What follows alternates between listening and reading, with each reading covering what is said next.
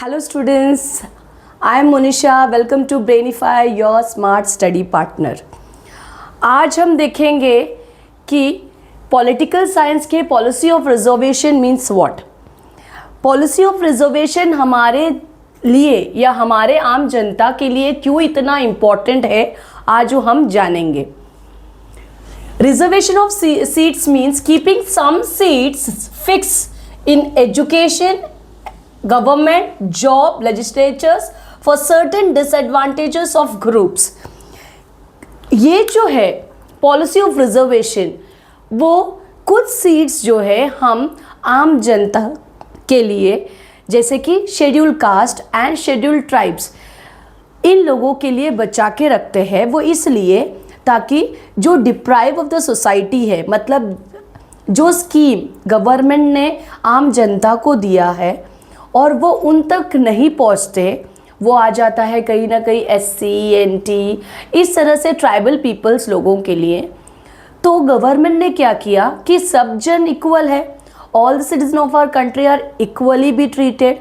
तो हम जो पॉलिसी लोगों को दे रहे हैं वो इक्वल होने के वजह से कुछ सीट्स रिजर्व किया जाता है for their education purpose, for their job purpose, government कोई legislators, certain disadvantages of the group. तो रिजर्व जो है वो करके रख देते हैं।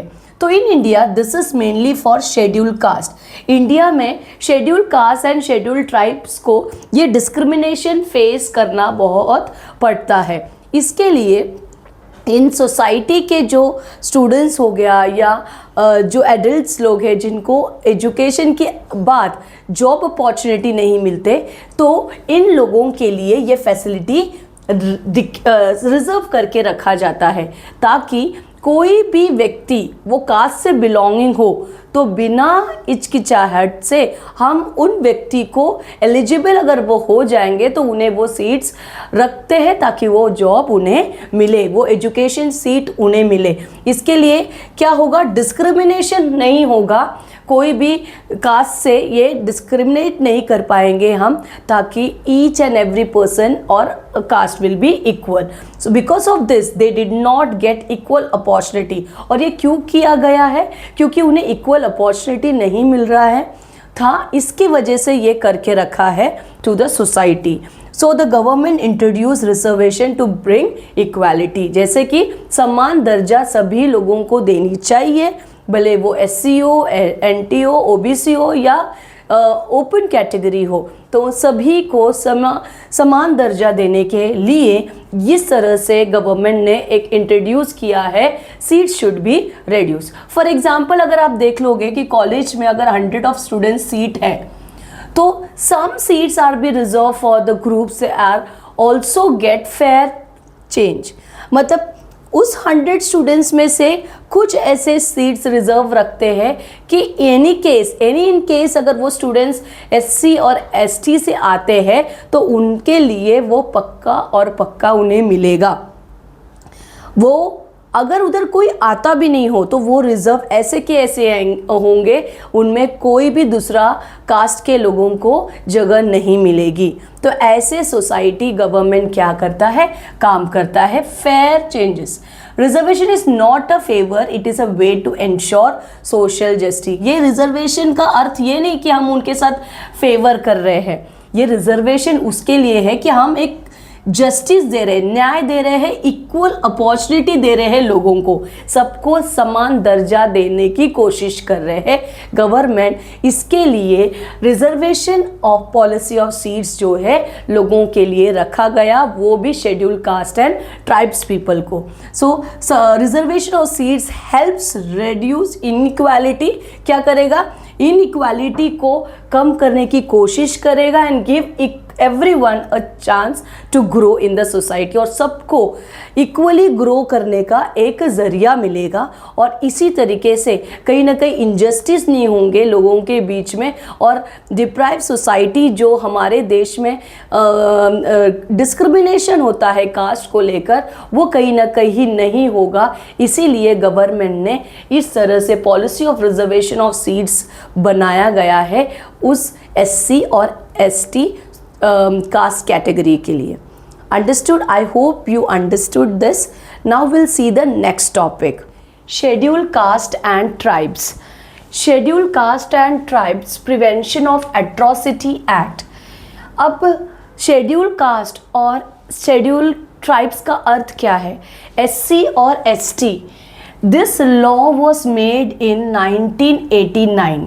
ये जो कानून था वो 1989 में फॉर्म हुआ और ये प्रोटेक्ट करता है सभी शेड्यूल कास्ट को और ट्राइबल पीपल्स को फॉर इनजस्टिस से एंड डिस्क्रिमिनेशन से. जितने भी इनजस्टी मतलब उनके साथ मतलब शेड्यूल कास्ट और ट्राइबल पीपल के साथ जितने भी इनजस्टिस हो रहे हैं उनके वो होने नहीं चाहिए. इसके वजह से ये जो लॉ है 1989 में बनाया गया कि इनके साथ कोई भी डिस्क्रिमिनेशन नहीं होना चाहिए और सारे लोग जो है इक्वली भी ट्रीटेड. इसीलिए एक स्ट्रिक्ट और डिसिप्लिन एक्शन लिया जाता है ये कानून लगाने के वजह से, क्योंकि it provide strict punishment and ensure justice through special court.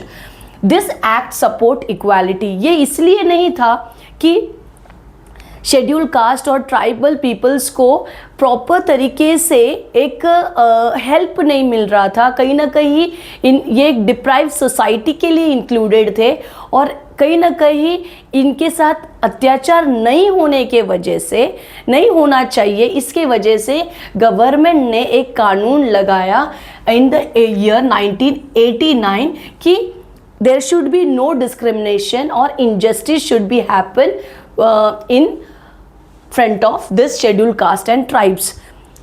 All are equal in the same manner. They should get the benefit, whatever benefit the government is giving us. So this act support equality. ये act इसलिए नहीं कि इनके साथ कहीं ना कहीं injustice हो रहा है, पर ये इसलिए है कि सब डिग्निटी के साथ इक्वालिटी के साथ हमारे देश में रह पाए, भले ही वो कोई भी क्लास का बिलोंगिंग क्यों ना हो. Which core value of our constitution.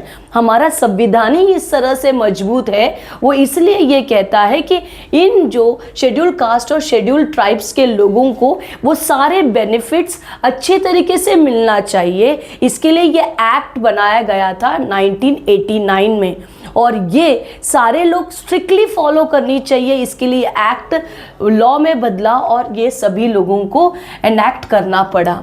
This law is not just about punishment. लोगों को पनिशमेंट देने के लिए नहीं बनाया है, but ensuring respect and equality in society. क्योंकि उन्हें भी इक्वालिटी के साथ रहे, रिस्पेक्ट के साथ रहे, डिग्निटी के साथ रहे सोसाइटी में. इसके लिए ये एक्ट बनाया गया. इक्वालिटी के लिए कॉन्स्टिट्यूशन में आर्टिकल 14 इंपॉर्टेंट है. मतलब अगर आप उन्हें इक्वल दर्जा नहीं दे रहे हैं मतलब दे नहीं पा रहे हैं तो आर्टिकल 14 के तहत ये लॉ उनके लिए बना है कि उनके मुताबिक अगर इनजस्टिस उनके साथ हो रहा है, कहीं ना कहीं इक्वालिटी बेस पर अगर हम बिहेव नहीं कर रहे तो कानूनन हमें कहीं ना कहीं सज़ा मिल सकती है. इसके अलावा एक्ट 17 क्या कहता है कि एबॉलिशन ऑफ अनटचेबिलिटी. कहीं ना कहीं SC और ST को अनटचेबल्स कहा गया है, तो ये नहीं होना चाहिए. They are also a part of the society. वो हमारे एक सोसाइटी का हिस्सा है. इसके लिए अगर कोई भी ऐसा करता है तो आर्टिकल्स एक्ट 17 के तहत उन्हें पनिशेबल होगा और इसी तरीके से वो पनिश कर पाएंगे जो भी SC और ST लोगों को तकलीफ देंगे. If someone is insult or a person for SC or ST in public or deny them basic rights. अगर किसी ने इंसल्ट किया कोई भी SC और ST कास्ट के लोगों को या फिर डिनाई किया कुछ बेसिक राइट जो उन्हें मिलना चाहिए और उन्हें बोल रहे कि ये नहीं मिल सकता, ऐसे लोगों के लिए पनिशेबल है, ऑफेंस है under the act of this. Article 14 equality के तहत हम सज़ा के पात्र बनेंगे और आर्टिकल 17 मतलब अनटचेबिलिटी का अगर हम बिहेव करेंगे तो हम सज़ा के पात्र बनेंगे. इन शॉर्ट यहाँ पे ये आपको एक्सप्लेन करना चाहती हूँ विच इज़ वेरी इंपॉर्टेंट कि शेड्यूल कास्ट और शेड्यूल ट्राइब्स, ये जो कास्ट है ये वेरी इंपॉर्टेंट है, इन्हें सोसाइटी से अलग नहीं करना चाहिए, ये भी एक सोसाइटी का हिस्सा है, ये बताने की कोशिश यहाँ पे किया गया है। पहले इसके ऊपर लोग अनटचेबल करते थे, कहीं ना कहीं इनको इक्वल तरीके से नहीं मानते थे, इसके लिए ये एक्ट बनाया गया ताकि उन्हें इक्वालिटी और जस्टिस और डिग्निटीज के साथ इस सोसाइटी में वो अच्छे से रह पाए। I hope you understood this topic. ये टॉपिक जो है आपको समझ में आ चुका है। I hope you understand. अगर आपको क्लियर है तो कमेंट में लिख भेजिए कि ये आपको कंसेप्ट क्लियर हो चुका है। ओके, तो will see the next topic now. Students, अब हम बात करेंगे नेक्स्ट टॉपिक जो कि provision for minority. What do you mean by provision of minority? Minority क्या है? Minority a group of smaller population है जो कि हम कंपेयर करते हैं अलग लोगों से। They in India they are based on religion, language, culture। कोई भी different religion से हो, culture से belonging हो, या फिर वो कोई भी लैंग्वेज का हो। फॉर एग्जाम्पल ये क्या हो जाता है, कौन से इसमें एग्जाम्पल्स आएंगे आप ही को पता होगा। मतलब जो इंसान इंडियन सिटीजन्स का हो, वो मुसलमान हो, वो सिख हो, वो क्रिश्चियनिटी हो, या फिर वो कोई भी language, linguistic group in the sense what, language, कोई भी सिख है, पारसी है, मतलब Muslim, Sikh, Parsi, Christianity, different languages, that is linguistic group, ये सारे लोग जो है, ये सारे कैटेगरीज किस में आता है, माइनॉरिटीज़ में आते हैं।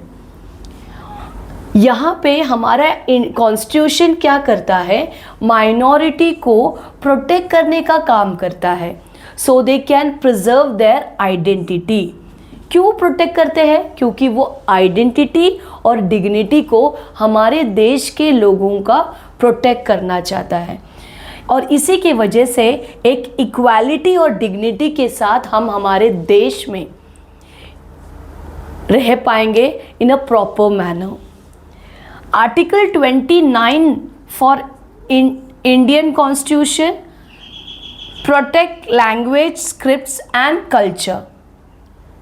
ये क्या बताता है कि हमारे देश में जो इंडियन कॉन्स्टिट्यूशन है वो अलग अलग लैंग्वेज को, स्क्रिप्ट्स को, कल्चर्स को, जैसे कि आपको पता होगा कि हमारा देश जो है यूनिटी इन डाइवर्सिटी है। यूनिटी इन डाइवर्सिटी का अर्थ क्या हुआ कि भिन्न भिन्न लैंग्वेज के लोग, हाँ, उनके रिचुअल्स, उनके कल्चर्स, अगर आप जाओगे नॉर्थ में तो आप देखोगे कि जम्मू कश्मीर, पंजाब, यहाँ के लैंग्वेज अलग है, यहाँ के पहनावा अलग है, द अटायर दे वोर is different, the food they eat is different, the culture is different. In the same way, in the four side of the corner of our country having different languages, उनकी खुद की एक speciality होती है। तो इसी तरीके से अगर हमारा देश यूनिटी इन डाइवर्सिटी से बना हुआ है तो माइनॉरिटी भी हमारा देश का एक हक बनता है कि वो हमारा देश में इक्वालिटी और डिग्निटी के साथ रहे। इसी के लिए ये कहा है कि minority are a group of smaller population, एक छोटा सा पोर्शन है हमारे देश में जो इंडियन कॉन्स्टिट्यूशन को प्रोटेक्ट करने के लिए अलग अलग लैंग्वेज, अलग अलग रिलीजन बना हुआ है, और इसी के लिए उनकी आइडेंटिटी, उनकी डिग्निटी और रिस्पेक्ट के तौर पर, because they are a part of our country, we have to take care of them, protect them. इसके लिए ये प्रोविजन ऑफ माइनॉरिटी बनाया हुआ है इंडियन कॉन्स्टिट्यूशन ने। एक ट्रू डेमोक्रेसी क्या रहेगा?